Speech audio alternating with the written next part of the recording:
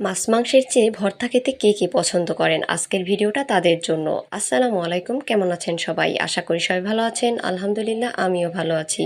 আজকে আপনাদের সাথে কিছু ভর্তার রেসিপি শেয়ার করব। তো প্রথমে আমি শিলপাটায় কয়েক কোয়া রসুন এবং একটু লবণ, 2টা শুকনো মরিচ দিয়েছি। তারপরে এগুলো ভালোভাবে পিষিয়ে নিতে হবে। তো এখানে আমি করব তিসি ভর্তা। তিসি ভর্তা করার জন্য তিসিটা আমি আগে থেকে একটু টেলে নিয়েছিলাম। হালকা তেল দিয়ে তিসিটা টেলে নিতে হবে। তারপরে আমি এটা এখন বেটে নেব। এটা আমি শুকনা বেটে নিচ্ছি কারণ এটা কিছুটা পরিমাণ গুঁড়ার মতো থাকবে।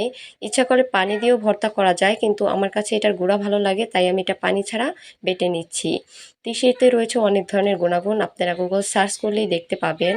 তারপর আমি শিলপাটার মাঝে আরও কয়েক কোয়া রসুন দিয়ে দিলাম, দিয়ে দিচ্ছি সামান্য লবণ এবং দিয়ে দেব মরিচ। এটা ছিল কাঁচা মরিচ, আমি কাঁচা মরিচগুলো টেলে নিয়েছি। এখন এটা আমি ভর্তা করব। কাঁচামরিচ ভর্তা আমার কাছে খুবই ভালো লাগে। আর শিলপাটায় বেটে যে সমস্ত ভর্তা করা হয়, ভর্তাগুলোর গুণাগুণ স্বাদ অনেকটা বেড়ে যায়। আমার কাছে তো খুবই ভালো লাগে। আপনারা কারা কারা মাছ মাংসের যে ভর্তা খেতে পছন্দ করেন অবশ্যই জানাবেন।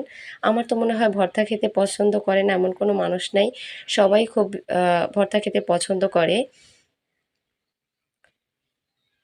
কাঁচামরিচটা আসলে একটু তেলে ভর্তা করলে অনেক সুন্দর ঘ্রাণ আসে, খেতে ভালো লাগে। সরাসরি কাঁচামরিচ ভর্তা করলে সেটা খেতে ভালো লাগে না। তো আমার কাঁচামরিচ ভর্তা করা হয়ে গেছে। তারপরে আমি করব আলু ভর্তা। আলু ভর্তা করার জন্য এখানে আমি পেঁয়াজ আর কাঁচামরিচ টেলে নিয়েছি। কাঁচামরিচ আর পেঁয়াজ দিয়ে ভর্তা করলে আমার কাছে খুবই ভালো লাগে। শুকনো মরিচ দিয়ে ভর্তা করলে কালারটা দেখতে অনেক সুন্দর লাগে, কিন্তু আসলে কাঁচামরিচের ভর্তাটা আমার কাছে বেশি ভালো লাগে, তাই কাঁচামরিচ দিয়ে আমি আলু ভর্তা করছি। তারপরে এর মাঝে একটু সরিষার তেল দিয়ে ভালোভাবে মেখে নেব। সরিষার তেল দেওয়ার ফলে আলু ভর্তা থেকে খুব সুন্দর একটি ঘ্রাণ আসে। ভর্তা দিয়ে ভাত খেতে তো আমার কাছে বেশ ভালো লাগে। আজকে এই ছিল আমার ভর্তার রেসিপি। আজকের ভিডিওটা এই পর্যন্তই। সবাই ভালো থাকবেন, দেখা হবে নেক্সট ভিডিওতে। আল্লাহ হাফেজ।